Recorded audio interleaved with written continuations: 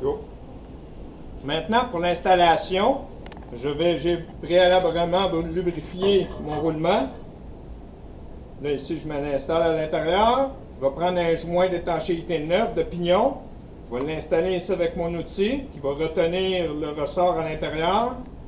Je vais l'appliquer devant mon différentiel avec un petit marteau. Légèrement. Je vais installer le joint d'étanchéité avant de mon différentiel avec le roulement à l'intérieur. À partir de ce moment-là, je suis prêt avec le manchon écrasable. Mon roulement est installé. Je vais lubrifier légèrement encore mon roulement pour qu'il soit toujours bien lubrifié. Je vais installer le manchon écrasable pour que lui prenne la position entre les deux roulements pour qu'il soit solidement ajusté entre les deux parties ici. Donc, je le passe vers l'avant. Je vais prendre la flasque. Donc la flasque ici, on l'installe. Généralement, ils sont indexés, mais lui, je n'ai plus de marque. Je vais installer l'écrou et je vais serrer l'écrou au couple pour avoir la précharge de mon pignon désiré. De tour à la fois et on va vérifier le couple qui est appliqué à mon pignon. Je vais prendre mon cadran avec l'écrou. Je vais prendre ça ici. Je vais retirer les notes pour s'assurer qu'elles ne vont pas nous déranger. Là, je vais faire quelques tours. Là, ici, dans mon manuel, ils me disent que l'ajustement du pignon, d'un coup qui est ajusté, devrait être entre 8 et 15 livres-pouces. Donc, j'ai préalablement lubrifié. Je fais 2 tours. Bon, c'est ça. Pour me déranger, je vais les enlever.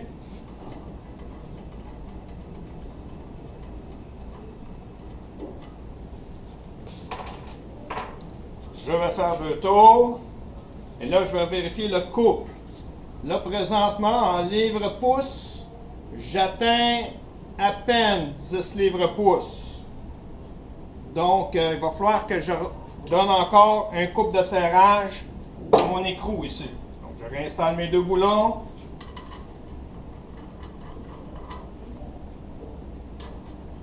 Il ne faut pas passer tout droit. Si je passe tout droit le couple prescrit, je devrais être obligé de remplacer le manchon écrasable à nouveau pour recommencer la procédure.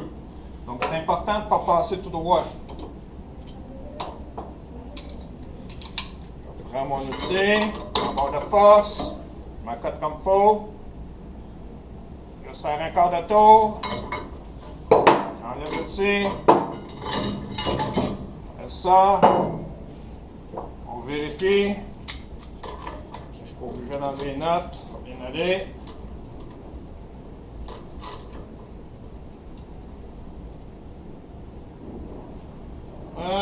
Très près de 10 livres-pouces.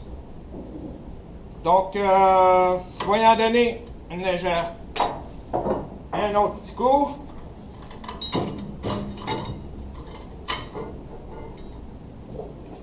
On prend la barre de force à nouveau. On s'installe entre les deux.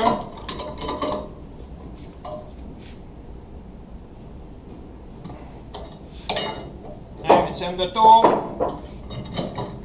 On recommence.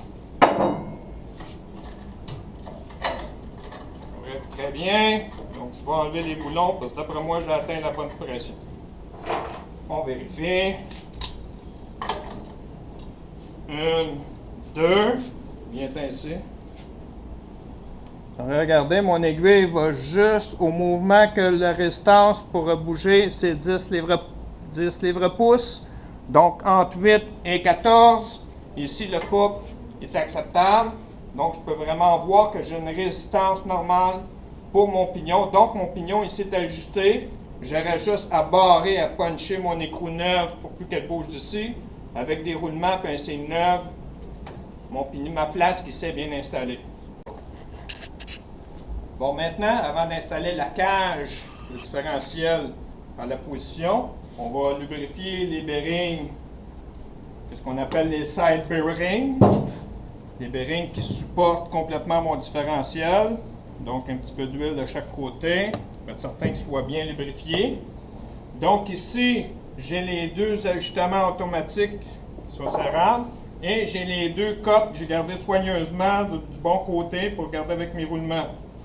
Donc, ici, je vais m'assurer de bien les lubrifier parce qu'ils vont avoir à coulisser un côté et l'autre pour l'ajustement. Et ajuster de l'autre côté aussi, pour être pareil.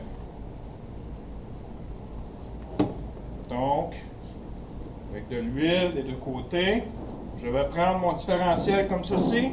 Je vais aller le descendre ici à sa position, faisant bien attention de ne pas cogner les dents ensemble et de garder mes chapeaux bien comme il faut collés sur mes roulements. Ce que je désire à ce moment ici, c'est avoir ce jeu-là pour ne pas être trop collé sur mon pignon. Je vais avoir un battement exagéré, ce qui va suffire. Je vais installer mes chapeaux. Un petit peu de lubrification pour pouvoir positionner mon différentiel au bon endroit.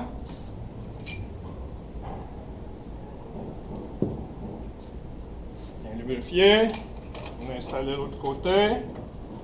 Là, ici, je vais avoir ça ici serré à la main parce que je vais avoir à placer, serrer un coupe de serrage pour pouvoir ajuster mon battement. Donc ici, là, c'est important de ne pas trop les serrer parce que je vais avoir à déplacer mon différentiel de gauche à droite.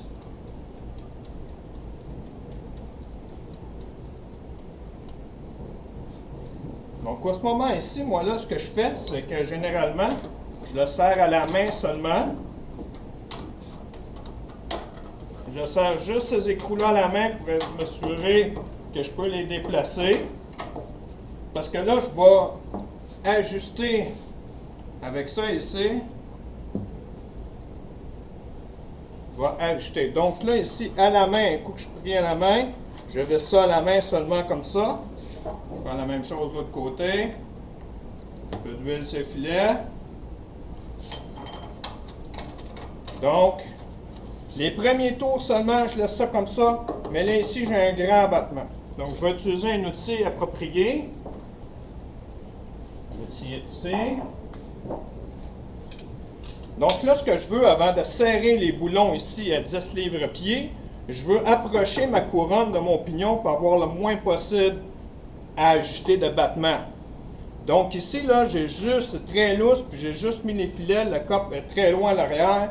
Je vais m'en venir de ce côté ici, puis je vais pousser ma couronne tranquillement sur le pignon pour avoir un jeu pour bien commencer. Donc j'ai commencé à pousser.